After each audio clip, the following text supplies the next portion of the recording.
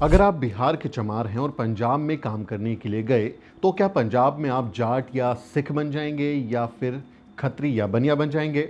आप कहेंगे कि नहीं, बिहार का चमार देश में जहां भी चला जाए उसकी जाति नहीं बदलती और समाज उसे चमार जाति का ही मानेगा। लेकिन मध्य प्रदेश हाईकोर्ट के एक फैसले ने सवाल पर बड़ी बहस छेड़ दी है। एमपी हाईकोर्ट ने कहा कि अगर कोई दलित या आदिवासी अपने होम स्टेट से किसी और स्टेट में जाकर बस जाता है तो उसे वहां रिजर्वेशन का फायदा नहीं मिल सकता। लाइव लो में छपी खबर के मुताबिक अदालत ने कहा कि अगर कोई व्यक्ति एक राज्य से दूसरे राज्य में जाता है तो वो अपने साथ अनुसूचित जाति का दर्जा नहीं ले जा सकता, भले ही उसकी जाति दूसरे राज्य में भी अनुसूचित जाति की सूची में शामिल हो। ये मामला एक आंगनवाड़ी कार्यकर्ता की नियुक्ति से जुड़ा हुआ था, जहां एक महिला ने अनुसूचित जाति वर्ग के तहत आवेदन किया था, यानी नौकरी के लिए अप्लाई किया था। महिला मूल रूप से वैसे राजस्थान की रहने वाली है, लेकिन शादी के बाद वो मध्य प्रदेश आ गई थी। उसके पास राजस्थान सरकार द्वारा जारी अनुसूचित जाति प्रमाण पत्र था, यानी कास्ट सर्टिफिकेट था, और उसने दावा किया कि ये प्रमाण पत्र पूरे भारत में मान्य होना चाहिए। लेकिन अदालत ने उसकी दलील को स्वीकार नहीं किया। कोर्ट ने कहा कि अनुसूचित जाति और अनुसूचित जनजाति की पहचान राज्य विशिष्ट होती है और किसी राज्य में मिलने वाला आरक्षण दूसरे राज्य में स्वतः लागू नहीं हो सकता। कोर्ट ने अपने फैसले में कहा, एक राज्य से दूसरे राज्य में जाने वाला व्यक्ति अपना जातिगत दर्जा नए राज्य में साथ लेकर नहीं जाता, भले ही वही जाति वहां भी अनुसूचित जाति के रूप में मान्य हो। अदालत ने संविधान के अनुच्छेद 341 और 342 का हवाला देते हुए कहा कि किसी जाति को अनुसूचित जाति का दर्जा उस राज्य की सामाजिक, आर्थिक और शैक्षणिक परिस्थितियों को ध्यान में रखकर दिया जाता है। कोर्ट ने सुप्रीम कोर्ट के पुराने फैसले मरी चंद्रशेखर राव बनाम डीन सेठ जीएस मेडिकल कॉलेज का भी हवाला दिया। ऐसा ही एक फैसला जैसा जिक्र हुआ सुप्रीम कोर्ट ने 2018 में सुना दिया था। तब जस्टिस रंजन गोगोई की अध्यक्षता वाली संवैधानिक बेंच ने सुप्रीम कोर्ट के पहले दिए गए निर्णयों पर असहमति जताई थी। तब बेंच ने कहा था, बिना किसी हिचकिचाहट के ये कहा जा सकता है कि एक राज्य में अनुसूचित जाति के व्यक्ति को दूसरे राज्य में अनुसूचित जाति का न माना जाए जहां उसने रोजगार अथवा शिक्षा के उद्देश्य से पलायन किया जाता है। अब ये बहुत ही एक विडंबना वाला फैसला है और दलित बहुजन समाज के लिए इसके काफ़ी बुरे सबक हो सकते हैं, बुरे मायने हो सकते हैं। इसलिए अब सवाल ये है कि क्या जाति सच में राज्य की सीमा देखकर बदल जाती है? अगर कोई दलित परिवार यूपी से महाराष्ट्र चला जाए तो क्या वहां उसके साथ होने वाला भेदभाव खत्म हो जाता है? क्या एक राज्य से दूसरे राज्य जाने पर कोई चमार, वाल्मीकि, मेघवाल, महार, जाटव अचानक से ठाकुर, ब्राह्मण या बनिया बन जाता है? क्या समाज उसे बराबरी देने लगता है? क्या जातिगत अपमान, छुआछूत, सामाजिक दूरी और भेदभाव का व्यवहार खत्म हो जाता है? देश में करोड़ों लोग रोजगार, पढ़ाई, शादी और बेहतर जीवन के लिए एक राज्य से दूसरे राज्य जाते हैं, लेकिन क्या संविधान द्वारा दिया गया सामाजिक न्याय भी राज्य की सीमा पर रुक जाना चाहिए? ये सवाल इसलिए भी महत्वपूर्ण है क्योंकि जाति केवल सरकारी कागज का विषय नहीं है कि आपको सर्टिफिकेट बना दिया और वो बात खत्म होगी, बल्कि ये सामाजिक वास्तविकता है, ये सोशल रियलिटी है। और ये सामाजिक वास्तविकता व्यक्ति का पीछा हर जगह करती है, आप जहां जाएं। अब देखिए, मरने के बाद भी आपके शव का अंतिम संस्कार भी करने से रोक दिया जाता है कि फला जाति का व्यक्ति है, दलित आदिवासी समाज का नहीं करने देंगे। तो कोर्ट ने कानून और पुराने फैसलों के आधार पर जो निर्णय दिया, लेकिन वो आज की सामाजिक न्याय और समानता को लेकर बड़ी बहस खड़ा कर देने वाला है, क्योंकि भारत में जाति की पहचान व्यक्ति के नाम, गांव, परिवार, रिश्तों और सामाजिक व्यवहार से जुड़ी होती है। ये पहचान राज्य बदलने से मिटती नहीं है। सोचिए, अगर एक दलित महिला शादी करके दूसरे राज्य में जाती है तो क्या वो अपने जीवन भर के सामाजिक अनुभव, अपमान और भेदभाव को दरवाजे पर छोड़कर चली जाती है? क्या उसका सामाजिक स्थान बदल जाता है? यानी अगर किसी दलित महिला ने दूसरे राज्य में शादी की तो क्या वहां जाकर वो सवर्ण हो जाती है, उसकी जाति बदल जाती है? अगर नहीं, तो फिर आरक्षण का अधिकार क्यों खत्म किया जाता है? यहां सबसे बड़ा सवाल यही है कि आरक्षण केवल प्रशासनिक व्यवस्था है या सामाजिक न्याय का संवैधानिक अधिकार? इस फैसले पर कई गंभीर सवाल खड़े होते हैं। क्या राज्य बदलने से जाति बदल जाती है? क्या एक दलित व्यक्ति दूसरे राज्य में जाकर सवर्ण माना जाने लगता है? क्या आप उसका कास्ट सर्टिफिकेट ले लेंगे और उसे नया कास्ट सर्टिफिकेट देंगे? क्या समाज नए राज्य में उससे जातिगत भेदभाव करना बंद कर देता है? अगर जाति पूरे जीवन साथ रहती है तो आरक्षण का अधिकार क्यों नहीं है? क्या शादी के बाद महिलाओं को अपने सामाजिक अधिकार खो देने चाहिए, बताइए जरा, कोई महिला शादी कर ले तो क्या उसका संवैधानिक सामाजिक अधिकार खत्म हो जाएगा? क्या ये फैसला देश के भीतर आंतरिक पलायन करने वाली दलितों के अधिकारों को कमजोर नहीं करता है कि लोग जा ही ना पाए, वहीं पर फंसे रहे? क्या संविधान का सामाजिक न्याय राज्यों की सीमाओं में बटा हुआ है? क्या एक ही जाति जो दोनों राज्यों में अनुसूचित जाति मानी जाती है, उसके अधिकार अलग अलग हो सकते हैं? क्या इस व्यवस्था से दलित समुदाय के लाखों छात्रों, महिलाओं और कर्मचारियों को नुकसान नहीं होगा? और सबसे बड़ा सवाल, क्या भारत में जाति का दर्द राज्य देखकर तय होता है? जिस दलित व्यक्ति के साथ राजस्थान में उत्पीड़न हुआ, हो सकता है तमिलनाडु में भी उसके साथ वैसा ही हो, महाराष्ट्र में भी वैसा ही हो, तो उसकी जाति तो नहीं बदली, उत्पीड़न तो नहीं बदला। फिर इस तरह के कैसे ये फैसले आ जाते हैं, टिप्पणी आ जाती हैं?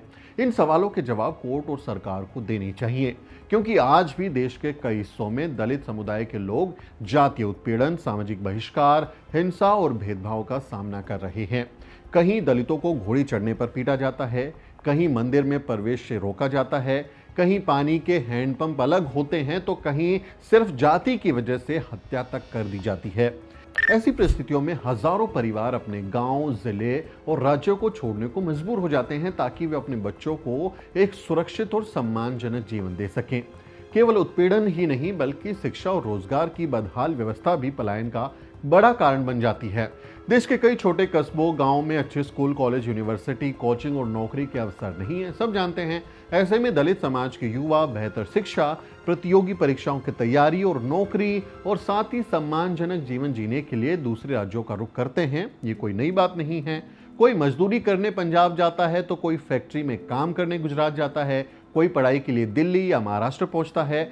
अब सवाल यह है कि क्या दलित समाज को अपने ही राज्य में बदहाली, बेरोजगारी, जातीय अपमान और हिंसा झेलते हुए सड़ते रहने के लिए छोड़ दिया जाए? क्या उन्हें बेहतर जीवन, सुरक्षा, शिक्षा और सम्मान पाने का अधिकार नहीं है? अगर देश का हर नागरिक पूरे भारत में कहीं भी जाकर रहने, पढ़ने और काम करने का संवैधानिक अधिकार रखता है, तो फिर सामाजिक न्याय और आरक्षण का अधिकार राज्य की सीमा पार करते ही कमजोर क्यों हो जाता है? क्या पलायन करने वाला दलित अपना दर्द, अपना सामाजिक अनुभव और अपनी जातिगत पहचान पीछे छोड़ देता है, या फिर ये व्यवस्था उनसे कह रही है कि अगर सम्मान और अवसर चाहिए तो अपने संवैधानिक अधिकारों की कीमत चुकानी होगी? क्या ये व्यवस्था दलित समाज को अपने ही राज्य तक सीमित रखने की मानसिकता को मजबूत नहीं करती? अगर एक ही जाति को दो राज्यों में अनुसूचित जाति माना गया, तो फिर अधिकारों में अंतर किस आधार पर है? भाई, मान लिया कि एक राज्य में कोई जाति दलित मानी जाती है लेकिन दूसरे राज्य में नहीं है, तब तो आप इस तरह की बात कर सकते हैं। लेकिन जब दोनों राज्यों में वो जाति शेड्यूल कास्ट में ही आती है, लेकिन फिर भी आप कह रहे हैं कि आरक्षण नहीं मिल सकता, तो ये हैरान कर देने वाला है। क्या ये फैसला उन गरीब परिवारों के साथ अन्याय नहीं है जो मजबूरी में रोजी रोटी के लिए पलायन करते हैं? क्या देश के भीतर एक राज्य से दूसरे राज्य जाने वाले दलितों को दूसरे दर्जे का नागरिक बना दिया जाएगा? क्या जातिगत अपमान और भेदभाव का दर्द राज्य बदलने से कम हो जाता है? क्या ये व्यवस्था भविष्य में दलित युवाओं के अवसरों को सीमित नहीं करेगी? ये वो जरूरी सवाल हैं जिनका जवाब दिया जाना चाहिए, क्योंकि बहुत सारे लोग जो ऐसे हैं जो किसी न किसी कारण से, चाहे उनके साथ भेदभाव हो, वहाँ उन्हें परेशान किया जा रहा हो, उनके पढ़ाई के, रोजी रोटी के अवसर ना हो, लोग पलायन करते हैं। और बहुत लोग करते हैं। पूरी दिल्ली ऐसे ही लोगों से भरी हुई है जो दिल्ली के मूल निवासी नहीं हैं, बाहर से आए हैं। मुंबई जैसे शहर, बेंगलुरु जैसे शहर ऐसे ही लोगों से भरे हुए हैं। आप वहाँ जाकर कहें कि नहीं, आपने तो माइग्रेट कर लिया, अब आपको वो अधिकार नहीं मिलेगा, तो ये सच में बहुत परेशान करने वाली बात है। अंत में सवाल सिर्फ एक कानूनी और तकनीकी मुद्दे का नहीं है, बल्कि सामाजिक न्याय की उस मूल भावना का है जिसके आधार पर संविधान ने आरक्षण की व्यवस्था दी थी। अदालतों के फैसलों का सम्मान लोकतंत्र की जिम्मेदारी है, लेकिन किसी भी फैसले पर संवैधानिक और सामाजिक दृष्टि से सवाल उठाना भी लोकतांत्रिक अधिकार है। आज जब लाखों दलित परिवार बेहतर शिक्षा, रोजगार, सुरक्षा और सम्मानजनक जीवन जीने के लिए राज्य से दूसरे राज्य में पलायन कर रहे हैं, तब ये बहस और भी महत्वपूर्ण हो जाती है कि क्या उनके सामाजिक अधिकारों को भी सीमाओं में बंध जाना चाहिए। जाति का दंश, सामाजिक भेदभाव और अपमान किसी राज्य की सीमा देखकर खत्म नहीं होता। इसलिए जरूरत इस बात की है कि इस मुद्दे पर व्यापक संवैधानिक, सामाजिक और मानवीय दृष्टिकोण से चर्चा हो, ताकि सामाजिक न्याय केवल कागजों तक सीमित न रहे, बल्कि हर उस व्यक्ति तक पहुंचे जो सदियों से भेदभाव और असमानता का सामना करता आया है। आपका इस बारे में क्या कहना है? कमेंट करके ज़रूर बताएं। अगर आप वकील हैं, आप इस तरह के मामलों में अपनी एक्सपर्ट्स ओपिनियन रखते हैं, तो आपको कनेक्ट होना चाहिए लोगों से और सुप्रीम कोर्ट में या फिर उसमें रिव्यू पिटीशन को शामिल करने में इसमें आपको मदद करनी चाहिए। आपसे अपील है कि इस वीडियो को ज़्यादा से ज़्यादा शेयर करें ताकि अन्य लोगों को भी इस बारे में पता चले और कोई एक ओपिनियन बनने में लोगों को मदद मिल सके। मेरा नाम सुमित चौहान है और इस वीडियो को रिकॉर्ड करने में मेरी मदद कर रहे हैं मेरे सहयोगी मोहित। मैं माफ़ी चाहता हूँ, बहुत दिनों से आपके लिए कोई वीडियो कंटेंट नहीं बना पा रहा था। आप सब जानते हैं पारिवारिक स्थितियाँ बेहतर नहीं थी, लेकिन अब से आने वाले समय में आपको लगातार द न्यूज़ वीक पर दलित बहुजन समाज की ज़रूरी खबरों के बारे में अपडेट मिलते रहेंगे। बहुत बहुत शुक्रिया साथियों। जय भीम। साथियों, अगर आपको द न्यूज़ वीक का काम पसंद है और आप चाहते हैं कि हम यूं ही अम्बेडकरवादी पत्रकारिता करते रहें, तो हमारी आर्थिक मदद जरूर करें। आप अपनी स्क्रीन पर दिखाई दे रहे इस QR कोड को स्कैन करें और न्यूज़ वीक फाउंडेशन के खाते में अपनी दान की राशि भेजें। QR कोड के अलावा आप UPI के जरिए भी मदद कर सकते हैं। आप हमारी UPI ID newsweek@YesBank पर भी मदद भेज सकते हैं। इसके अलावा आप हमारे अकाउंट में भी मदद भेज सकते हैं। खाते का नाम है news week foundation, account number है 02358800000640। IFSC कोड है YesB000235। बैंक का नाम यस बैंक है और ब्रांच है नेहरू पैलेस दिल्ली। आप डोनेशन के एवज में इनकम टैक्स में भी छूट पा सकते हैं। डोनेशन की रसीद पाने के लिए ट्रांजैक्शन का स्क्रीनशॉट हमें भेजें। टाइप करें डोनेशन स्पेस आपका नाम और हमें 8595794224 पर व्हाट्सएप करें।